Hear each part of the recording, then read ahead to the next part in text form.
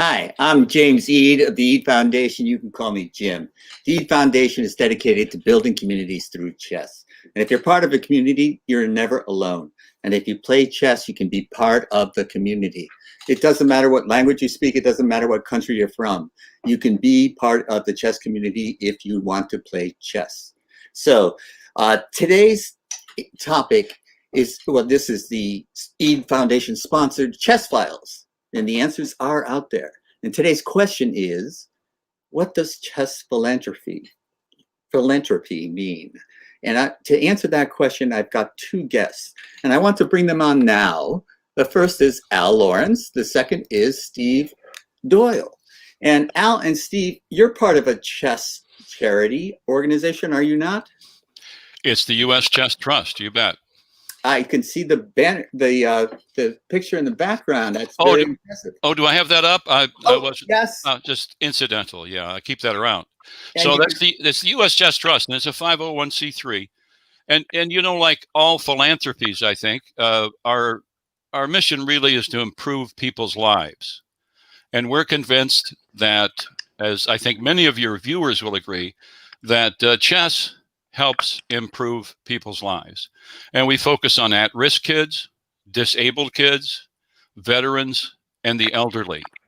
That's our main focus. And we also have a big effort into supporting the most promising players in the U.S. Give you a quick taste of that. 9 of the invitees into this year's U.S. Championship, as well as last year's U.S. Championship, were either U.S. Chess Trust Sanford Fellows or former U.S. Chess Trust Sanford Fellows. So there's a lot of different branches to what we do. We are a charity. You can see our good work at www.uschesstrust.org. And I encourage your viewers to do that. Say again? Scrolling across the bottom of our screen. Excellent. Okay. And you'll get a number of articles on what we do and why we think, as I think many of viewers already know, the chess itself can improve both social and intellectual skills and mental acuity of people of all ages, although primarily we focus on at-risk kids. And Steve is our president. I was just going to say, you're the managing director, and I was going to wonder why Steve Doyle was on. He's the president, you say? Yes, sir. Steve, tell me a little bit about the purpose of the trust from the president's point of view. Well, if you think about the Chess Trust, we were started in 1967. We're one of the oldest, in chess, we're the oldest charity that exists in the United States. In terms of other charities, one of the very first charities in any sort of a sport that was created in the country, and we're very proud of that. And if you think about all the things that we've done since 1967, it's an impressive list. And as Al very eloquently covered, our range and scope is wide. The lives that we've touched in those 50 years nearly are just huge, and it's just great to be a part of this. And it's such a vibrant part of the chess community nationwide that it's an honor to be able to serve as president, and we're so lucky to have Al as our managing director. I want to say that there are a lot of good causes out there. There always are, particularly in this time of need. There are a lot of good causes, but I want to say, when one does contribute to the Chess Trust, you can rely on a ratio that's pretty impressive. Something like 85 to 90 cents of every dollar actually goes into our programs. We don't have a full-time staff. We don't have an office building. We don't even have an office. We all work out of our homes, and did so before the COVID. And all of our trustees, of course, including Steve, take no remuneration for their services. So it's one of the causes that you can rely on to do what they say we do, which is to support those things as much as we possibly can. Well, Al, when I give to a charity, one of the first things I look at is the administrative costs, because I want the dollars I give to go to the purpose I want them to serve. And what I'm hearing you say is that the Chess Trust has a very low ratio of administrative costs. Absolutely. So the bang for the buck is really good when you're talking about the U.S. Chess Trust. And the money goes where we say it does. That's right. Right. So, Steve, you could rely on individual donors, right? But is there any other way that you can get this funding? Because even though the trustees of the trust do give to support these projects, and individual donors do give, there must be another angle, another way. For example, say I've got no dependents, I'm alone, and I don't know, maybe I'm doing my estate planning, and maybe that's a way to give to the Chess Trust. Is that ever been successful with your efforts? Not only it's been hugely successful, Jim, we have a number of very generous chess players in the past that have left a bequest to the Chess Trust. Tens of thousands of dollars. In fact, my own will is set up that my children will receive much of my estate, but I have left a number of charities a fairly significant portion of my estate. In the meantime, I get to use it. But when I'm done with it, it passes along and it's going to help chess. And that's a way for everybody to be able to do it. And at that point, all you're doing is leaving a great gift for the future. And you've already enjoyed your assets, and now you're passing it along for somebody else to really experience the joy that you've had in chess. So I encourage every chess player that hears this nationwide or even worldwide to always remember the U.S. Chess Trust in their estate. It's a great way to leave a legacy, and that's what it becomes. It becomes your legacy to thank future generations for what you enjoyed today from your chess involvement. And, I have always said, thank you, Steve, for that, because I think that's an important message to get out there. But I've always said that when you give the gift of chess, you give it to a kid for a lifetime, because chess, as a kid, it has educational value, because if you gain confidence by playing chess, you think you're smart. We don't tell them you have to be smart to play chess, because, of course, we know it's not true.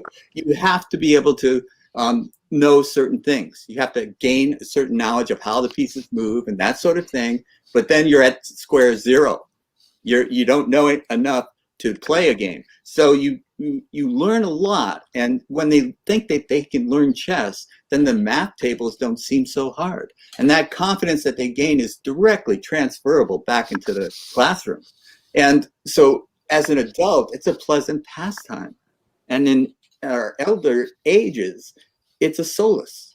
When you're playing chess, you're not thinking about the next hospital appointment or your doctor's bill that you have to pay. You're playing chess, and it's not just necessarily an escape, but what it is a universe of its own.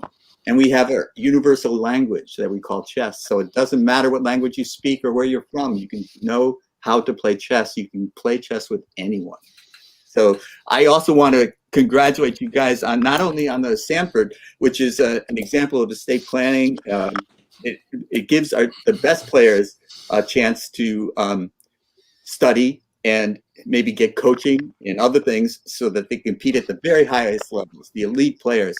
But your outreach efforts to those in need, those people in what we call Title I schools in the United States, where they don't have the money to start a chess program, you guys provide them chess sets and boards. Is that not true? And I'm sorry, yeah. And one of our key pushes this year in the year of COVID is also to supply the kids who can't afford it, the kids you're talking about, with U.S. chess memberships. As a matter of fact, that's very important to get the word out right now, because if our donors through us give these kids U.S. chess membership, it's a year of activity. It's a year of activity backing up all the benefits that you just outlined.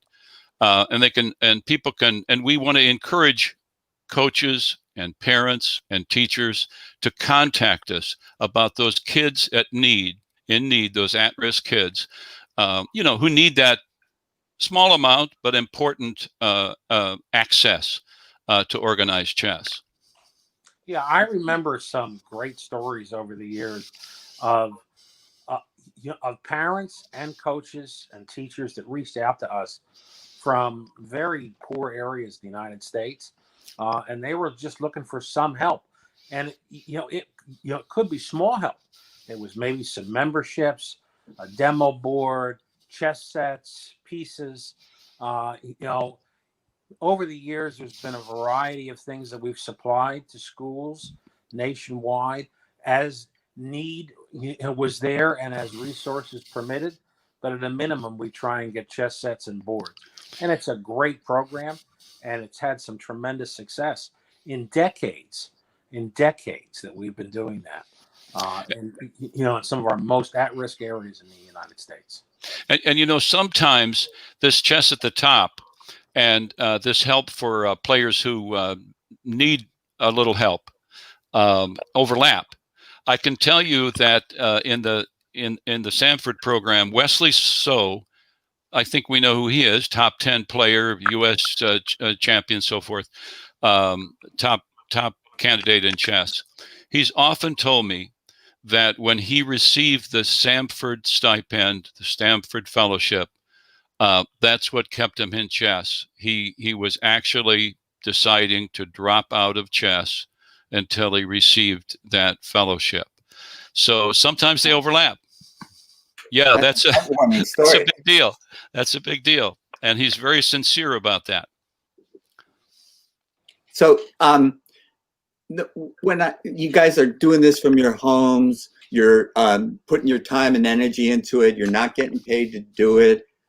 Is it something like seeing Wesley So keeping chess that makes you do it? What makes you guys do this work? Well, I can start. I started as a 12-year-old kid, playing chess.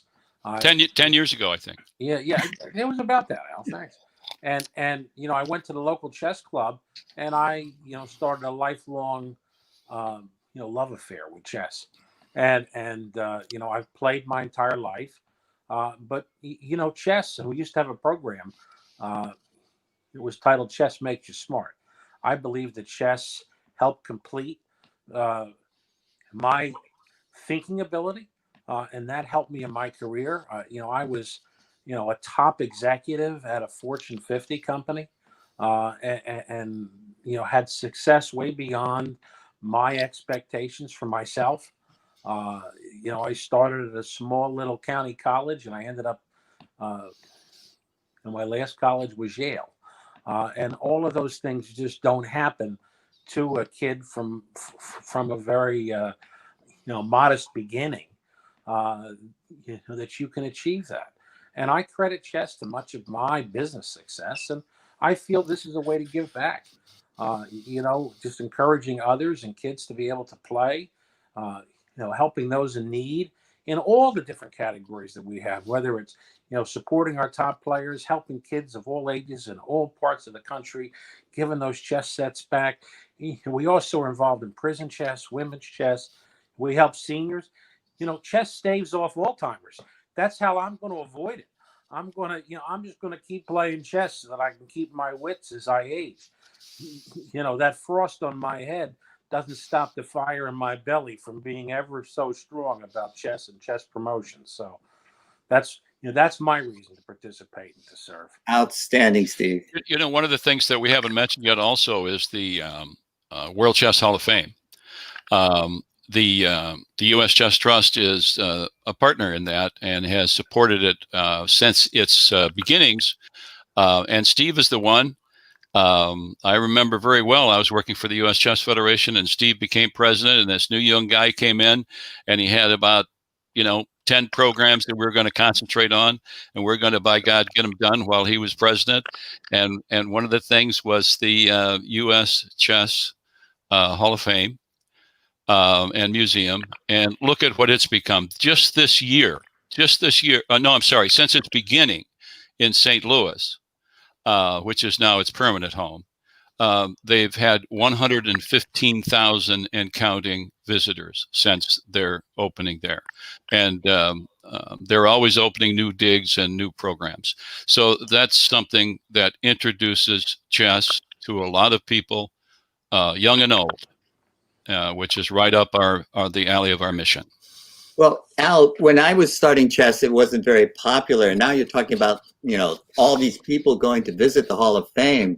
But is chess becoming more popular? Is there something that's going on that might be a reason for that or helping that become more popular? Can you think Let's see. I think there's something on Netflix, isn't there?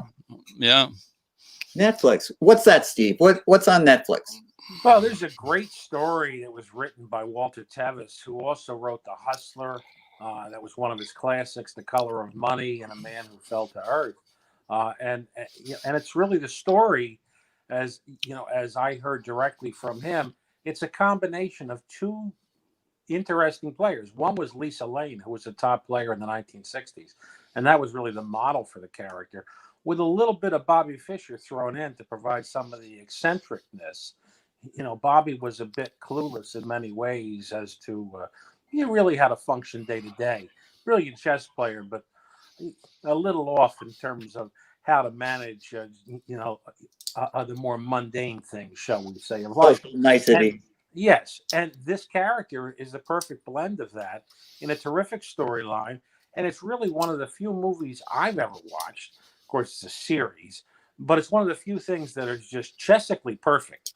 The pieces, the chess clocks, even the language that's used. And of course, Bruce Pandolfini and Gary Kasparov himself were, consulting on that. And it's obvious. It really has a great touch. And it's a great plot. It's a great plot and storyline for anybody. And all of my friends who only casually pay attention to chess because of me have watched it and have really enjoyed it. So it's really a good thing. But there's been a number of chess movies out recently.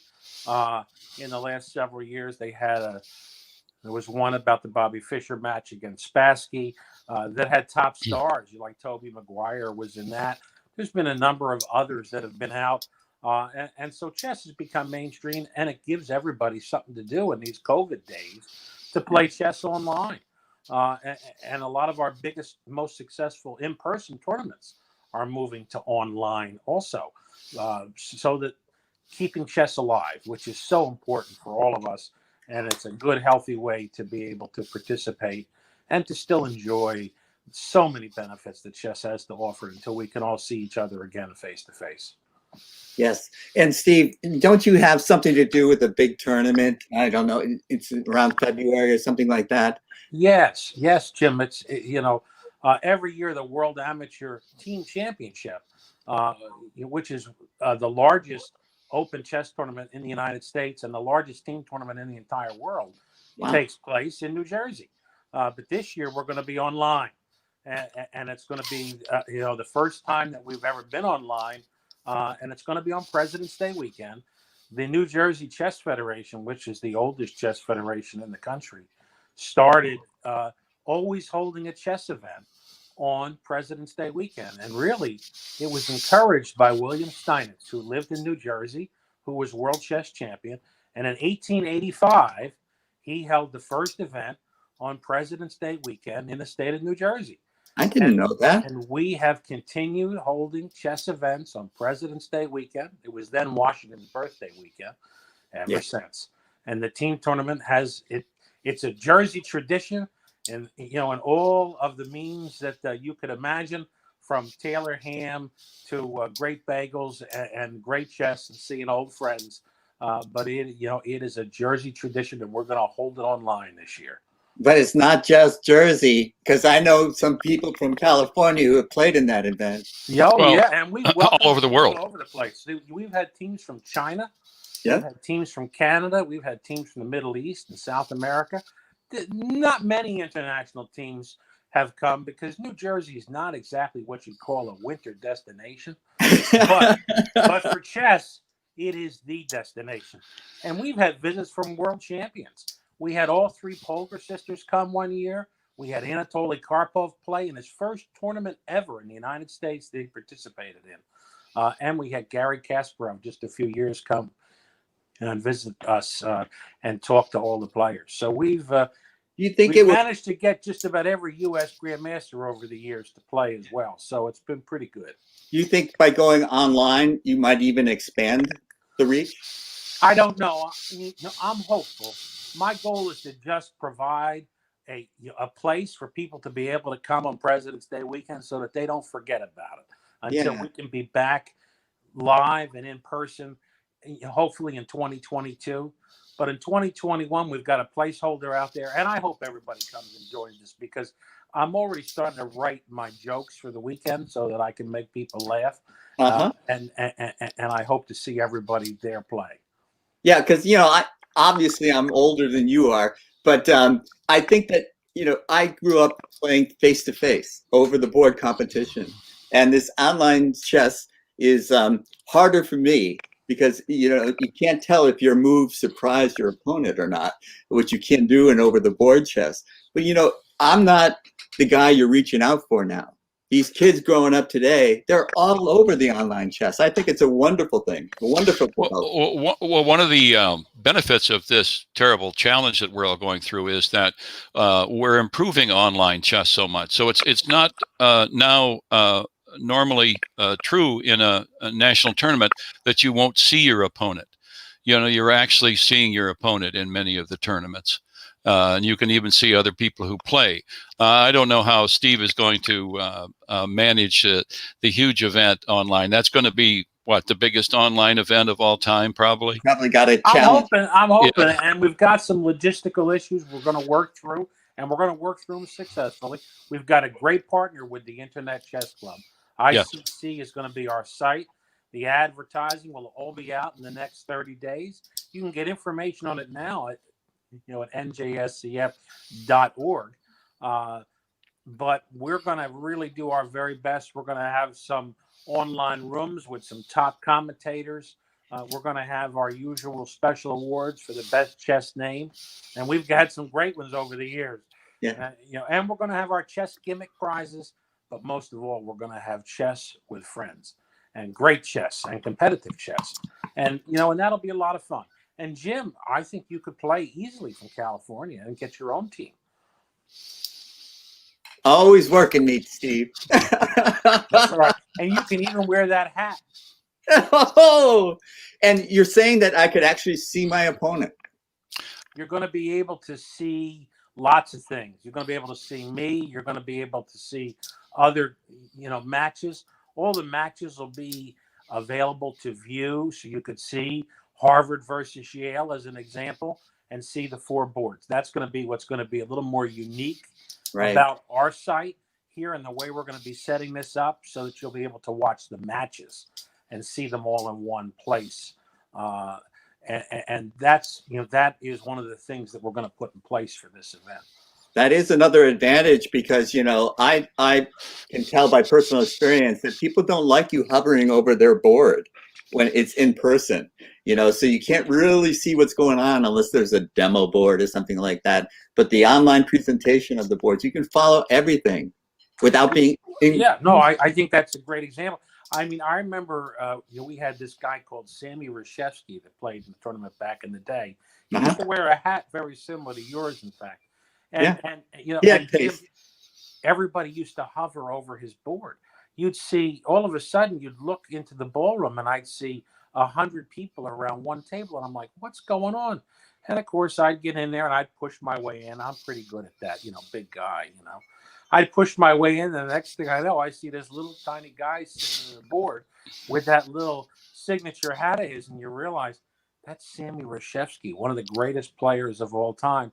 And of course, everybody wants to watch him. And he played every year until really the end of his days. And it was a wonderful thing to have him. But he played on just a regular board, just like everybody else. We didn't set him apart. And he didn't mind. And in fact, I'll even tell you a little story. I remember one time the player that he was playing, I'll say he was a little rude to Sammy. I guess he told Sammy that, I guess Sammy adjusted a piece and didn't say adjust loud enough. And so Sammy kind of looked at him, and for the rest of the game, Sammy did not look at the board, but he moved instantaneously. He looked at the player, he moved the piece instantaneously and hit his clock, and never studied the board the rest of the game, and just glared at the opponent. And of course, that young man was a 2300 player, and he lost. And Sammy just enjoyed that last, gift of strength that he had. Yeah, well, Steve, I don't know about you, but Al and I are used to people hovering over our boards, watching us play. And it can be a little tough, because, you're trying to concentrate and there's massive people around you that it can interfere with your concentration. And especially around my board when they begin to laugh after I move. That really gets to me. That's distracting. Yeah. Yes. Well, you guys, I want to say I have to tip my hat to you guys because what you're doing is making a difference. And even if it's a small incremental improvement in society, it is that. It's an improvement in society. Because when you introduce chess into the school system, kids learn chess, you change lives. People gain confidence. Their self-esteem rises. And that's directly transferable into whatever they do, into their classrooms, and as Steve pointed out, into your careers. It can be a business career. It can be whatever you want. And we'd love you to become a grandmaster, but we don't actually care if you become a grandmaster. If you take this out into the world and use it to make yourself better and those around you better and society just a little bit better, then it's a gift that lasts a lifetime, and it helps. I congratulate you guys. Well, I appreciate it. And, you talked about philanthropy, at least a general philanthropy. I think that's the one thing that's truly a win-win in our society. You help someone and you feel good about it. Yeah. And what is really better than that? There's a few things in life better, but that's one that can be easily done, and you can feel good about it all year when you help someone. And the other thing is you're giving and helping someone, and you're not expecting anything in return. And that's a marvelous feeling. If you give something and expect something back, that's a transaction. But you guys, that's what defines charity to me, philanthropy to me, is that you're giving freely without expectations of a return. You're just... And I'm talking about our contributors who can feel good because they know their contribution is really helping people. And that's really a huge plus for everybody to think about, that it's a gift of a lifetime. And you're changing people's lives. And I can't stress enough how important that is. That's the one thing that we can do as people that gift transcends our own lives and lasts forever. And helping kids learn how to play chess, starting them off on the road to chess, will only help them in so many aspects of their own lives, that you're really creating, you're building up society. It may sound like oh boy, that's a grandiose statement, but really it's not, because by starting them off early, it helps their brain grow. And there's no doubt that that's true. We see it all the time. Absolutely. We see it all the time. So, example after example, yes. I mean, you can get that information at www.uschesstrust.org, and just go there, and you can make donations off of that site and follow the prompts there, and it's a great way to do it. And Jim, I'd just like to thank you for this outreach, to us, to just give us a little bit of time to be able to talk about chess, to be able to talk about the Chess Trust, to share a few stories of our mutual love of this game, and why it's important to us and really to the whole country. I'd just like to recognize Al too. Al is our part-time, full-time guy. Yeah, he deals with the public every day, and we're so lucky to have him and his wonderful partner Daff, who helps him be successful for us. really couldn't ask for a better executive director, managing director for our chess trust, and we're very fortunate to have him. But thank you both for your time today. I really appreciate it. And thank you both. And I encourage all our viewers, hi Mom, to go to the trust site and check it out, and see if you and I wouldn't have thought to have a U.S. chess trust behind us. So Al thinks of these things and we don't. And so we got to, give him his props, even though as soon as the show is over, we'll start teasing him again. No, ridicule, nothing but ridicule. Yes, that's the bond. But thank you both for being on the show. Great to see you guys. It's great to always see you, and especially in these times, it really feels like we have a connection. And so thank you very much again. And I'm going to take you guys backstage, and I want to say my little goodbyes to our massive viewing audience. Many thanks, Jim. Goodbye, Al. Goodbye, Steve. And it's just Jim Eade now. It's James Eade, but you can call me Jim. And this has been the Chess Files. The answers are out there. And I want you all to know that every Friday at 1 p.m. Eastern, we will be bringing you another question. And the answers are out there. So thank you for joining us today. And we'll see you next week.